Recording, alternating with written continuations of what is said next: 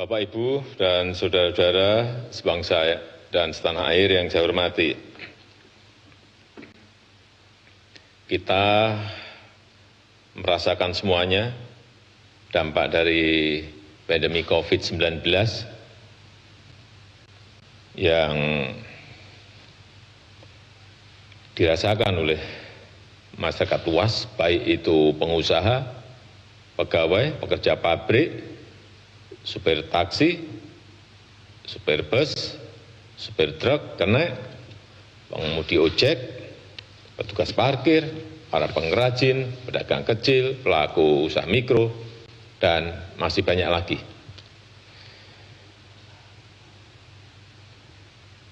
Oleh sebab itu, pemerintah ingin memberikan perhatian besar dan memberikan prioritas utama untuk menjaga pemenuhan kebutuhan pokok masyarakat dan meningkatkan daya beli masyarakat di lapisan bawah.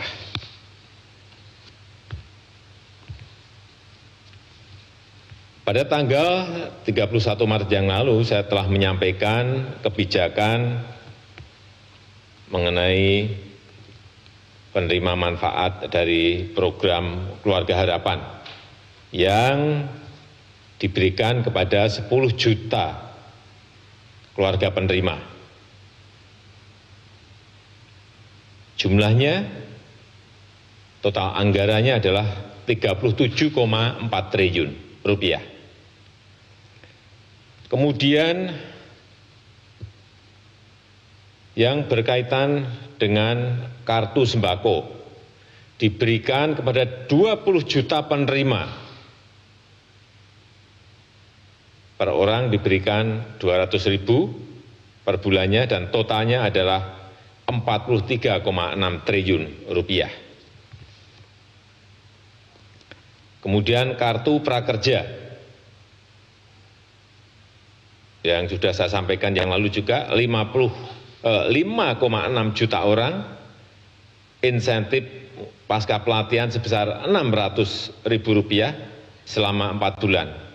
Anggaran yang disiapkan adalah 20 triliun rupiah. Kemudian juga pembebasan tarif listrik 450 VA dan diskon tarif listrik untuk 900 VA, yang tadi yang 450 VA 24 juta pelanggan dan yang 900 VA 7 juta pelanggan. Anggaran yang disiapkan adalah 3,5 triliun rupiah. Dan dalam minggu ini pemerintah telah memutuskan beberapa kebijakan bantuan sosial yang baru, yaitu bantuan khusus bahan pokok sembako dari pemerintah pusat untuk masyarakat di DKI, dialokasikan untuk 2,6 juta jiwa atau 1,2 juta KK dengan besaran 600.000 per bulan selama 3 bulan. Anggaran yang dialokasikan 2,2 triliun. Kemudian bantuan sembako untuk wilayah Bogor, Depok, Tangerang, dan Bekasi diberikan kepada 1,6 juta jiwa atau 576.000 KK sebesar 600.000 per bulan selama 3 bulan dengan total anggaran 1 triliun rupiah.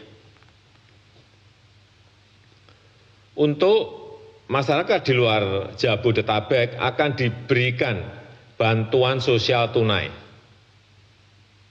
kepada 9 juta KK yang tidak menerima bansos PKH maupun bansos sembako. Sekali lagi, kepada 9 juta KK sebesar 600.000 per bulan selama 3 bulan dan total anggaran yang disiapkan adalah 16,2 triliun rupiah. Kemudian juga sebagian dana desa juga segera dialokasikan untuk bantuan sosial di desa.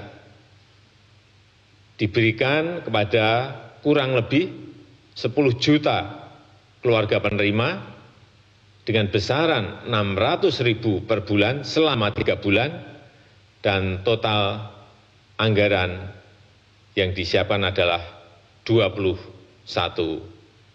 triliun rupiah.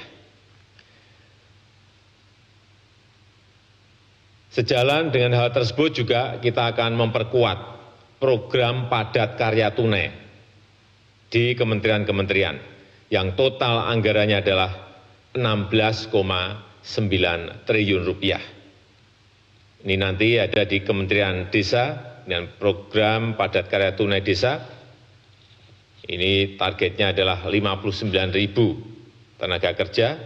Kementerian PUPR dengan program padat karya tunai juga targetnya 530.000 tenaga kerja dengan total nilai kurang lebih 10,2 triliun rupiah. Kemudian di kementerian yang lain, Kementerian Pertanian, Kementerian Kelautan dan Perikanan, kemudian Kementerian Perhubungan. Dan yang terakhir, Polri juga akan melaksanakan program keselamatan. Ini seperti program Kartu Prakerja, namanya program keselamatan oleh Polri, yang mengkombinasikan bantuan sosial dan pelatihan. Targetnya adalah 197.000 pengemudi taksi, sopir bus atau truk, dan kernet akan diberikan insentif 600.000 per bulan selama 3 bulan. Anggaran yang disiapkan di sini adalah sebesar 360 miliar. Bapak, Ibu, dan saudara-saudara yang saya hormati, saya rasa itu yang bisa saya sampaikan pada kesempatan yang baik ini.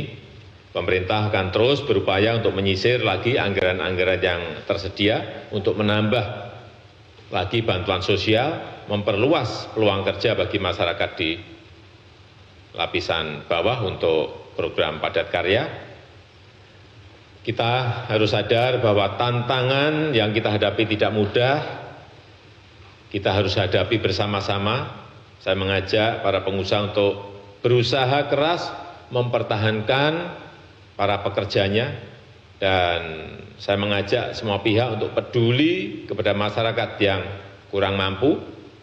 Dengan bergotong royong secara nasional, kita bisa mempertahankan capaian pembangunan dan memanfaatkannya untuk lompatan kemajuan. Dan sekali lagi saya ingin memberikan apresiasi yang tinggi kepada seluruh jajaran yang bergerak di depan dalam hal ini, dokter, para perawat, tenaga medis yang berada di rumah sakit dalam kita berperang melawan COVID-19 ini. Saya memberikan apresiasi yang tinggi, dan itu yang bisa saya sampaikan pada kesempatan yang baik ini. Terima kasih. Wassalamualaikum.